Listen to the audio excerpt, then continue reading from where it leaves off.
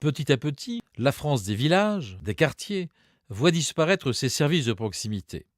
La poste et les commerces ferment. La population reste isolée.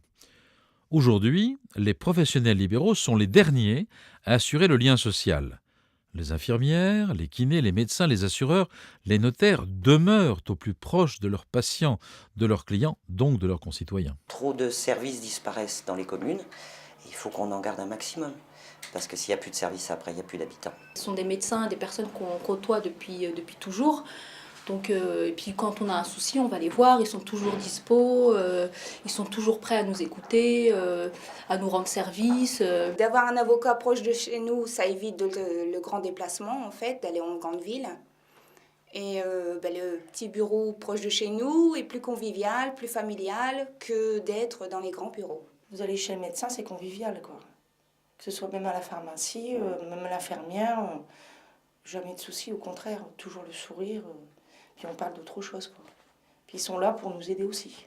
L'avocat, c'est encore une fois, c'est le voisin du boucher, c'est le voisin de l'assureur, on sait qui il est, on sait à qui on a affaire, on le connaît par l'intermédiaire du voisin ou d'un ami, et je crois que la démarche, elle est beaucoup plus facile et présente moins de difficultés pour le justiciable. Le service de proximité pour les professions de santé, déjà, puisque bien sûr je suis profession de santé, c'est important, mais je pense que c'est valable aussi pour toutes les professions libérales. Et moi, ce qui compte, c'est justement, on n'est pas des entreprises inhumaines et qu'on a des contacts personnels avec notre clientèle.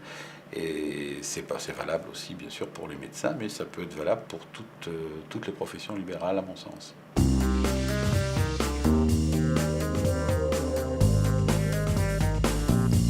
Le service doit rendre service aux hommes et aux femmes de notre pays.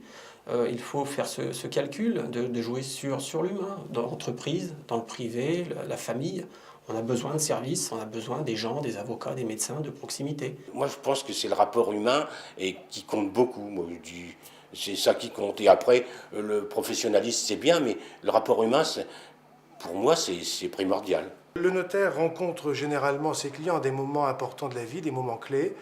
Donc ça commence généralement par le mariage, pour ceux qui veulent faire un contrat de mariage. Donc aujourd'hui, on fait aussi des pactes civils de solidarité.